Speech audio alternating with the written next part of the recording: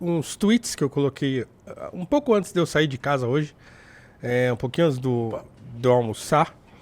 Na verdade, minha esposa ficou esperando, e meu filho esperando eu terminar de twittar pra eu poder almoçar. Xingou muito no porque Twitter eu comecei, hoje? aí eu não queria parar, né? Aí eu fiquei lá e tal, e eu falei, não, peraí que eu tenho que terminar isso aqui, porque senão eu vou perder o raciocínio. Mas essa sequência de tweets, são 3 tweets que eu fiz, eu vou falar tweet, tá? Eu não vou falar X e pô, sei lá. Esses 3 tweets que eu fiz aí, eles me vieram à cabeça, essa ideia me veio à cabeça, porque eu compartilhei um tweet do Kim de ontem, falando sobre a pesquisa, né? A pesquisa da Atlas, que coloca ele com 9,4%, um candidato que estava com meio, agora há pouco, aí em outras pesquisas, 9, né? Então, porque o nome dele estava circulando errado, aquela Marina, o pessoal pensando que era Marina Silva, Marina Helena, né? Então agora saiu uma pesquisa que parece que é o retrato mesmo, mais ou menos correto do que está acontecendo, e é um feito, né? Então, um pré-candidato que está sendo boicotado pelo próprio partido e que está com uma dificuldade para conseguir se lançar, de repente aparece com 9,4%. Todo mundo que conhece o Kim, né, sabe que ele é um trabalhador incansável, como eu falei quando compartilhei o tweet dele, que ele é um dos deputados mais ativos, se não o mais ativo que tem na Câmara. E assim, isso não é novidade e também não é uma coisa difícil de atestar. Você pode entrar lá no Transparência, pode entrar lá dentro da página do Kim lá na Câmara dos Deputados e tal, e olhar lá o que ele faz, né? Então não tem segredo, sabe? Se você tem dúvida de quem é o Kim Kataguiri dentro do cenário político brasileiro, do trabalho dele como deputado, é só olhar as relatorias, é só olhar os projetos de lei, é só olhar o que ele faz, o trabalho dele. Aí você pode julgar. O problema é que as pessoas transferem o ódio visceral que eles têm pelo Movimento Brasil Livre para o Kim Kataguiri, né? Claro, ele é um quadro importante do movimento, é um dos fundadores do movimento, mas ele também é um político de altíssimo nível, né? Muito jovem, muito promissor no sentido de que ele tem uma carreira longa pela frente na política, se ele quiser. Ele está no segundo mandato, né, Júnior? Ele está no segundo mandato agora, um mandato irrepreensível. Então, assim, não tem nenhuma invenção aqui. Mesmo que você não conheça, não goste, quando você olha o que ele faz, não tem como você negar. E seria muito bom se a gente fosse obrigado a concordar quando a gente encontra a evidência. Então, mesmo que eu não goste de determinado político, eu posso dizer, bom, eu não gosto desse cara, mas assim, ele trabalha pro eleitorado dele, ele trabalha para o que ele quer, né, para as ideias dele, ele defende bem, ele é combativo quando tem de ser, mas ele é, de fato, um bom político, né? Numa democracia normal, isso seria a atitude normal de um adversário. Então, você olhar, falar, eu não gosto desse grupo político, desse candidato, eu não gosto das ideias, das pautas dele, mas eu não posso negar que ele trabalha, né? Que ele sabe defender as próprias ideias, que ele é inteligente, né?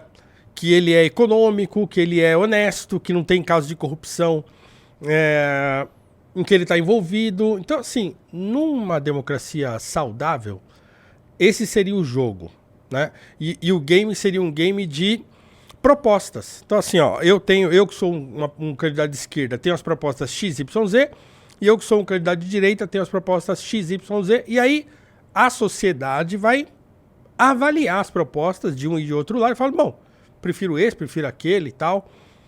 Mas não, né? Não, no Brasil, o problema é que aqui as pessoas não conseguem olhar o adversário político só como um adversário.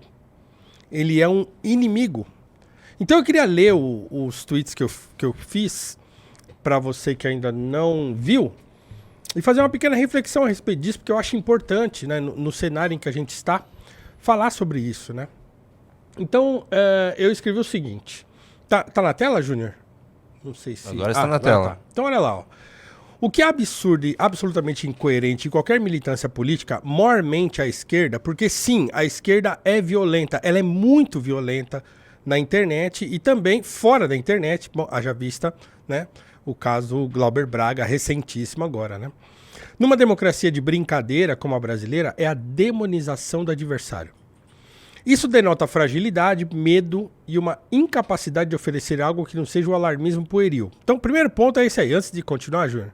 Então, assim, se você não consegue enxergar o seu adversário político como alguém que merece ser refutado, por exemplo, pelas ideias, se você não é alguém que enxerga o seu adversário político como um inimigo, como alguém que precisa ser destruído, eliminado do debate político, você só está com medo. Você está com medo de que as ideias eles sejam melhores, né? E então você quer tirar ele da conversa. Você nem quer que ele tenha a oportunidade de falar. Então, o PL 2630, por exemplo, é isso. É uma tentativa, né, dos poderosos mais à esquerda, de tentarem brecar o avanço de certa direita ou de certo comportamento anti-esquerda que se espalhou pela internet, né, e que ganhou força, que ganhou engajamento. Então eles querem silenciar esse lado da sociedade e esse modo de pensar. Então, quer dizer, isso denota uma incapacidade de oferecer coisa melhor. Assim, nós temos aqui ideias melhores, então nós vamos colocá-las na mesa para disputar com esse cara aí, que a gente considera ruim. Não, eles querem silenciar. Né? Se você, depois que a gente terminar a nossa live aqui, entrar, eu compartilhei o tweet do Kim e vê lá os xingamentos. Aí voltei a ser chamado de Capitão do Mato, Junito. Fazia muito tempo que não me chamavam de Capitão do Mato. Que você não vê muito os comentários dos vídeos, né? Porque eles se chamam bastante. Não, agora. O que eu tô dizendo é que o MBL me fez voltar a ser chamado de Capitão do Mato. Porque fazia tempo que eu não era. Enquanto eu tava mansinho ali, fazendo o meu programinha lá no Flow e tentando conversar com todo mundo, parecendo, né, bem paz e amor, eles só me ignoravam. Não é que eles falavam, pô, esse cara é legal. Não, eles me ignoravam e falavam um pouquinho mal. Agora, um pouquinho, né? Não que eles não falavam mal, porque eles nunca deixaram de falar mal. Você era esquerdista na época, lembra?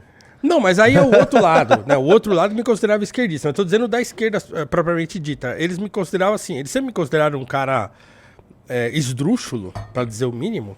Mas durante um período justamente um período que eu era frontalmente crítico ao governo Bolsonaro também, então eles, não é que eles achavam legal o que eu dizia, eles só... Então tem um monte de gente de esquerda que passou a me seguir. E agora eles estão comentando. Aí eu vou entrar, o cara me xinga, eu entro lá e ele me segue, né? Porque ele me seguia, acho que da época do Noir e tal. Mas então é isso. Então agora eu tô vendo... Os caras me xingam de tudo quanto é nome porque eu compartilhei um tweet de um deputado que é pré-candidato a prefeito. Só isso que eu fiz. E falei que ele é um bom político, né? Então, Capitão do Mato e não sei o que, tal. E aí eu continuei. Vamos lá, Júnior. Somos um quase país, né? Eu criei esse termo para falar do Brasil, né? Porque falar que o Brasil é um país, né? Acho que tem muito chão. Somos um quase país cuja característica mais marcante é o autoritarismo. Todos os supostos democratas são autoritários e amam odiar tudo que não é espelho. Então, quer dizer, tudo aquilo que não é aquilo que eu concordo é do demônio, tem que morrer, tem que sair, tem que ser eliminado. A disputa pelo poder se dá sempre de maneira escusa, corrupta e violenta. Qualquer tentativa de mudar isso é combatida. Você aí, que adora ficar nesta rede destilando ódio em nome da democracia, dos pobres, dos pretos, das mulheres, dos LGBTs, você é só um babaca autoritário, um pulha incivilizado que precisa ser domesticado por partidos políticos. O problema da democracia é justamente você, certo? Então é isso, sabe? As pessoas não têm a civilidade de disputar o espaço do debate público com argumentos, com ideias. Não, elas querem logo demonizar, aí ficam aí chamando o Kim, falando que o Kim queria montar um partido nazista. Aí os caras vão delirando, né? Vão delirando e tal, e vão se incriminando, cometendo crimes na internet, porque eles não conseguem aceitar um adversário político como um adversário político, meramente. Não, ele é um inimigo que precisa ser silenciado. Então isso eu acho que é um longo trabalho nosso que eu digo, das pessoas que são razoáveis, né? Dentro do debate público, vocês que estão me assistindo aí, se você não for uma pessoa assim, é bom que você pense nisso e se torne uma pessoa assim, Porque é só assim que uma democracia funciona. É só assim, não tem outro jeito de uma democracia funcionar que não seja pelo debate público, pelo debate franco, pela troca de ideias, pelo embate de propostas e não demonizando o adversário, a pessoa. Né? Porque isso é violência política, isso é autoritarismo, é tentativa de silenciar. Então já está mais que provado que os extremos sempre querem eliminar o seu oponente. Então, tanto a esquerda quanto a direita, não há oponente que mereça sobreviver. Porque todo regime e sistema que é autoritário, ele tende a ser totalitário. Né? Então, a esquerda se criou com essa narrativa, né, de que existe de que o mundo é dominado por gente que é opressora e que esses opressores precisam ser eliminados, precisam ser derrotados e substituídos. Né? Não é que eles precisam ser conscientizados. Né? Ah, não, precisa conscientizar o opressor de que ele não deve... Não, não, não. Ele precisa ser retirado da conversa, porque aí os oprimidos vão saber o que fazer. Então, se existe essa visão de mundo, é uma visão de mundo que tende ao autoritarismo porque ela é maniqueísta. Ela considera que ela é a boa e o outro é o ruim. E o outro é o mal. Ah, não, eu sou o bom, o outro é o mal. Eu sou o oprimido, cheio de direitos, e o outro é o opressor que precisa ser eliminado. E aí, meus amigos, não tem democracia que resista a esse tipo de mentalidade de comportamento.